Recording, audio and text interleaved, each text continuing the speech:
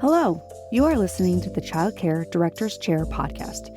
Your host, Erica Sacosio, invites you to join her community of passionate and inspiring leaders in the ECE field, where she discusses, reflects, and shares the best ways to invest in our children, families, teachers, and community. Because after all, we know they are the heartbeat of any successful program. Hey, if you're in education, there's a good chance you have felt burnt out, tired, exhausted, ready to throw in the towel more than once in the last year or so. I want to share a really personal journey with you, if you will indulge me.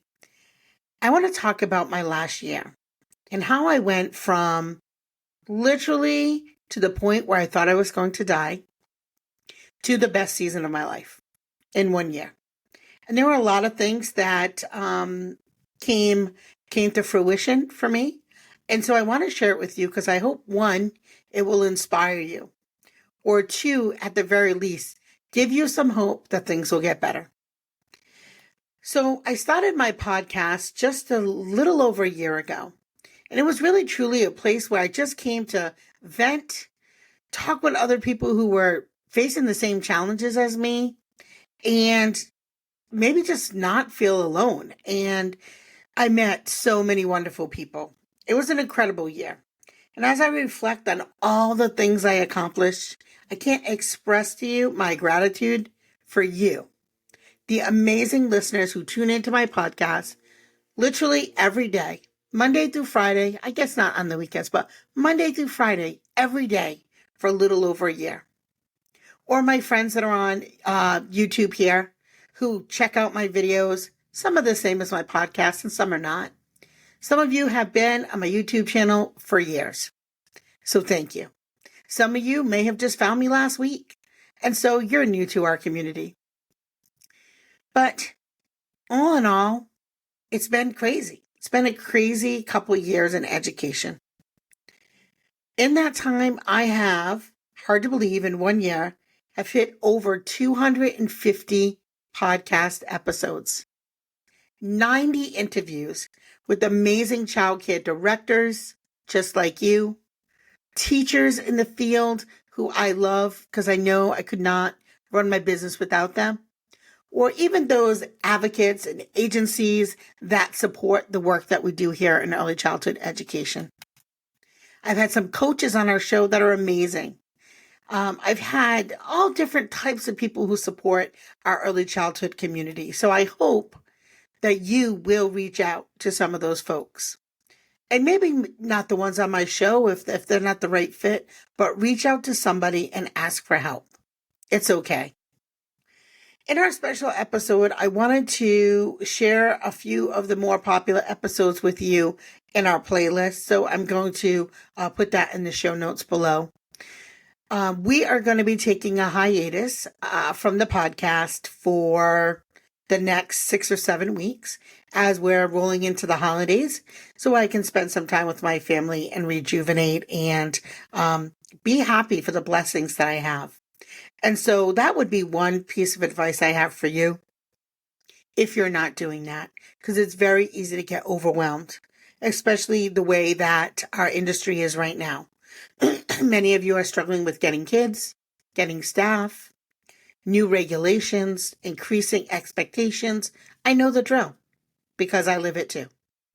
But I'm here to let you know there is a light at the end of the tunnel. You see, I'm going to bring you back. About a year maybe about a little year, over a year ago, I was on the playground at my school age program. And I had just recovered from COVID. Maybe 14 days after the onset of COVID.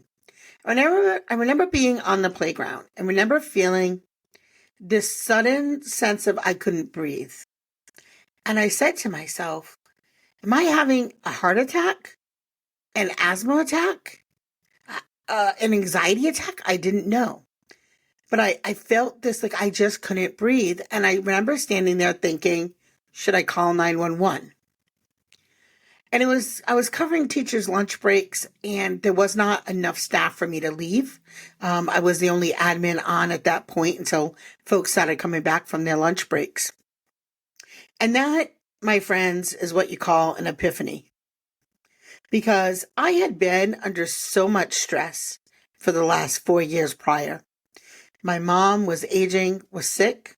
Unfortunately, she passed in November, just a couple days before Thanksgiving. So we're coming up on a 4-year anniversary of my mom passing.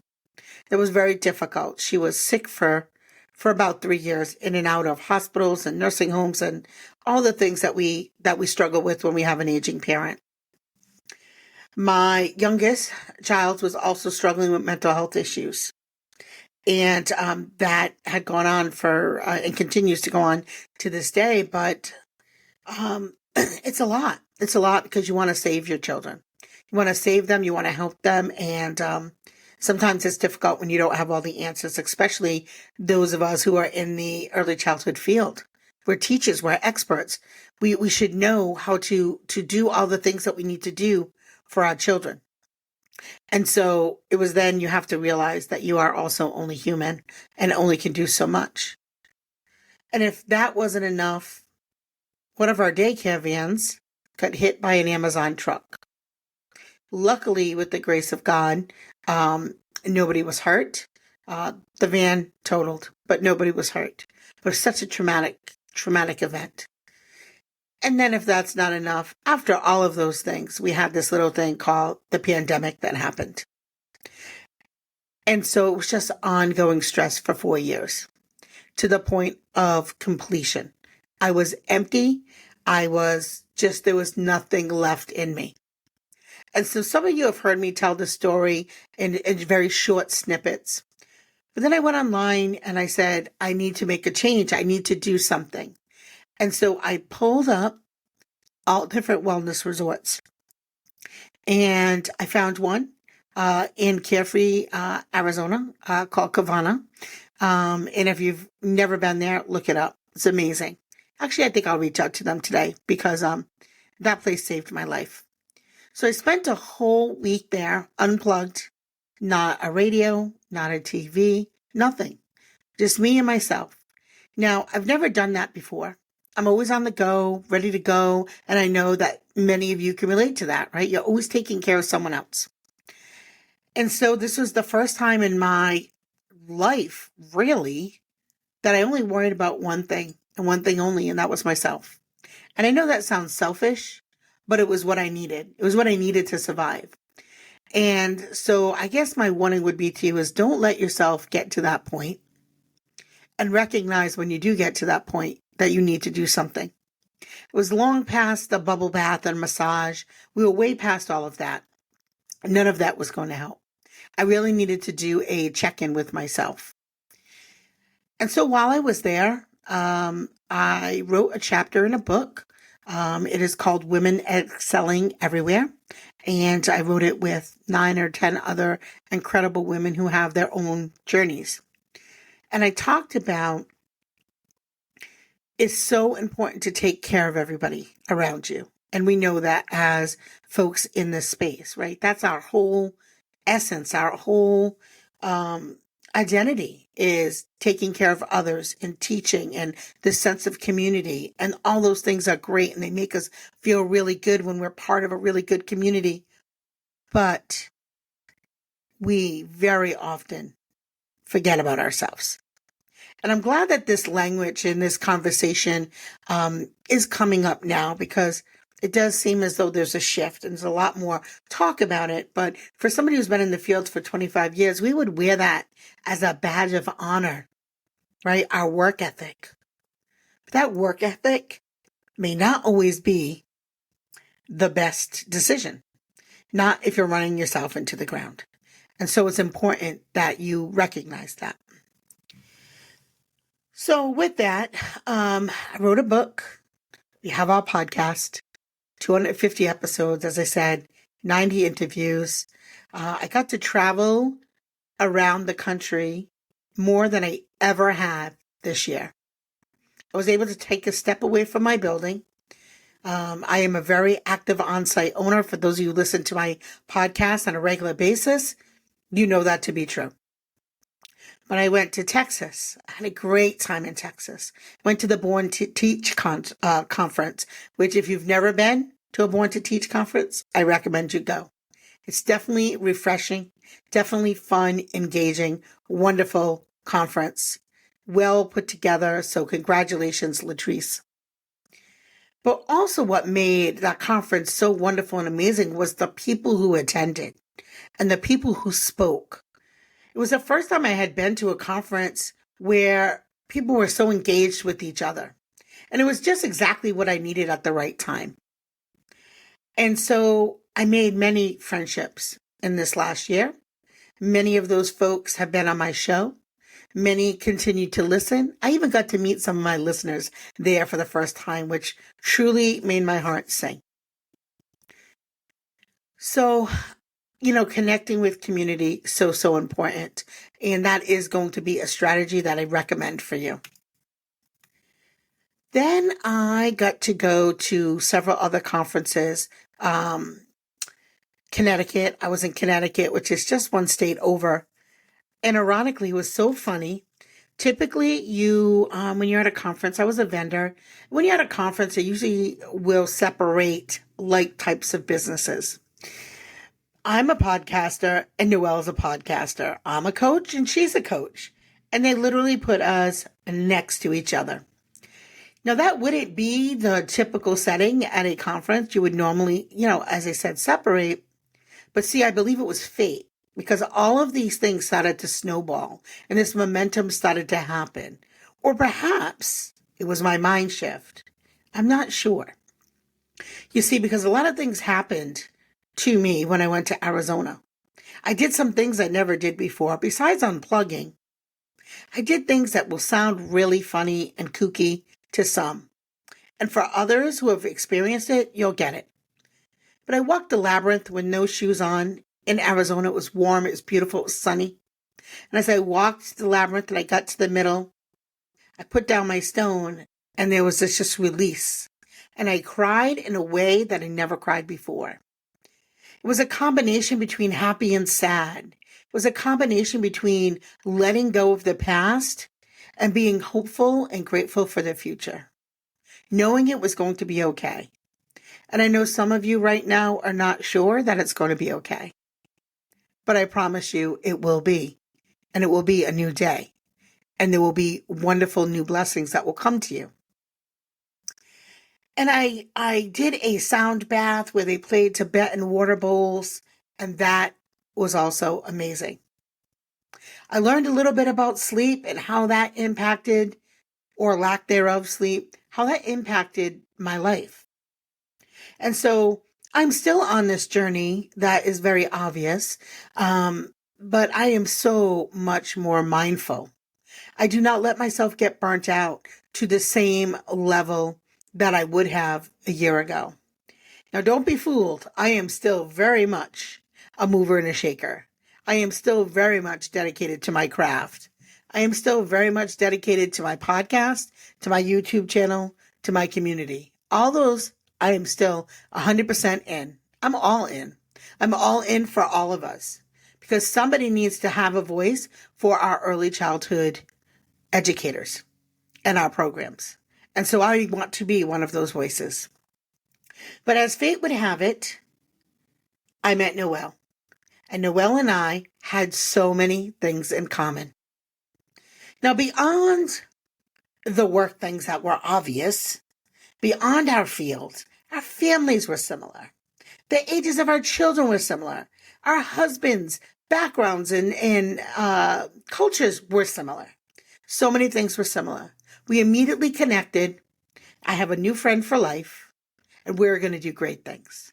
Great things that we're going to bring to all of you.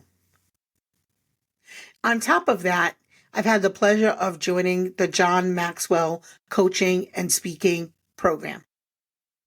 I haven't graduated quite yet, got a few months to go, but the things that I have learned in the little bit of time that I've spent with that group are so impactful. Been able to figure out just the right way to craft my voice and tell my story in a way that I hope translates to so many of you, in a way that I hope will really make you understand how much I truly love you and our community, and how much I really want you to succeed. Not for my own gain, but for the gain of our children, for the gain of my sisters out there who own their own childcare centers. I see you, you small business owners. I see you. I know your struggles. I feel them every day. I've had the privilege to start working with Evan Carmichael's team on my YouTube channel. And boy, whoa, those things are clicking in my head. I cannot wait to bring you the best content that I can. And I'm going to get better every day. I know there are going to be times where I'm not making quite the right eye contact, or my script isn't quite perfect. But I promise you, every episode comes from my heart and comes from the best of what I know of 25 years of being in the industry. And I guess it's 26 now. But I want our community to continue to get stronger. And so that's important to me. And so as we look ahead, what can we look ahead? What do you expect? What can you expect from me, Erica, the Child Care Force, on the Child Care Directors Podcast? I'm working on a book. We'll start working on that book in January. I'm going to write a book for child care directors. It's going to be specifically written for you. And I'm going to share all these stories that I have been so lucky to hear and so grateful to connect with all of you. I'm going to tell our story. I'm going to tell it through the lens of others, but I'm going to tell our story of women who are in business, who are running child care centers, who are working in child care centers or early learning programs or pre-K, it doesn't matter, schools, in education. Because to me, we are one. Educators, no matter what age you work with, we all know that we're connected. My kid this year will be your kid next year if you're in elementary school, right? So important. So I'm going to work on I'm going to write a book.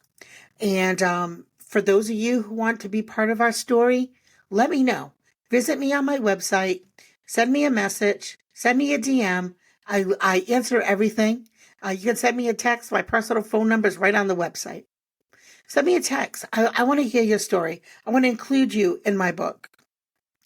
We're going to be making new video content. This is a place where everybody's voice matters. I will make content for school-age folks. I will make content for early learning folks. I will make content for childcare directors and how you can support your programs. Because many of you may be looking to wraparound care, especially in the states where state-funded pre-K or universal pre-K or whatever they happen to call it in your state has continued to grow. Parents are still going to need you before school and after school and summer and vacations and all the other variables when school is closed. So I'm going to help make some content to help you not only survive, but thrive. And when I say survive, I mean all of you, not just your bank account.